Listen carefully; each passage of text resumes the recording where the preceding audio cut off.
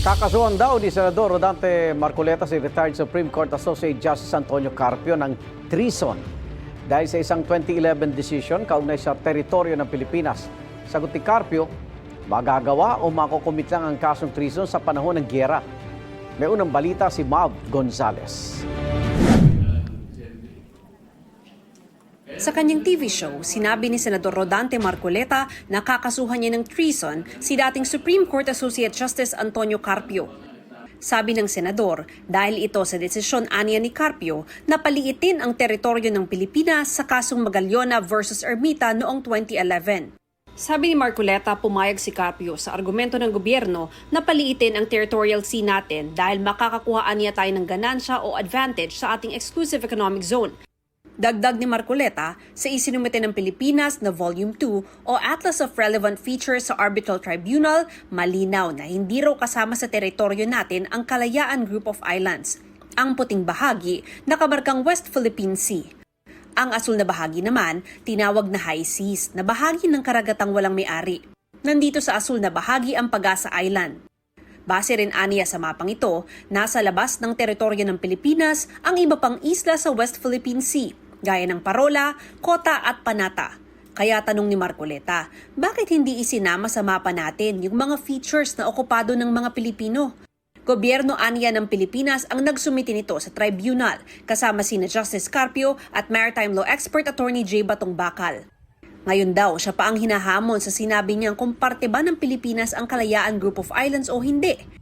Giit pa ni Marcoleta, hindi naman niya sinabi na hindi parte ng teritoryo ng Pilipinas ang Kalayaan Group of Islands, pero kailangan daw ng mapa at coordinates nito.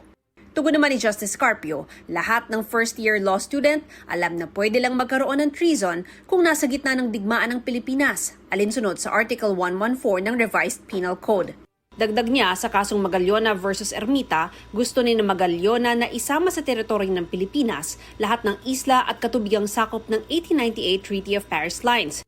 Ito ang tratadong nagtapos sa Spanish-American War at naglipat ng Pilipinas at iba pang kolonya ng Espanya sa kontrol ng Amerika. Pero ayon kay Carpio, malinaw na labag sa UNCLOS at customary international law kung isama sa Philippine territorial waters ang lampas sa 12 nautical miles mula sa archipelagic baseline natin.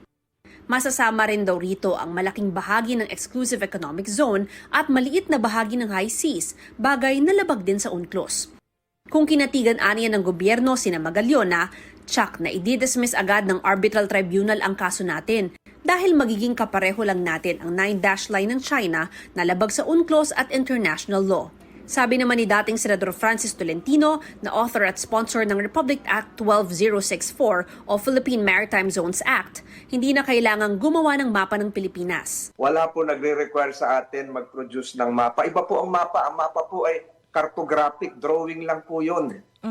Ang pinaka-precise po scientific ay yung coordinates na na-produce po natin sang-ayon sa Republic Act 9522 noong 2009. Nakaayon aniya sa UNCLOS lahat ng nilalaman ng Philippine Maritime Zones Act.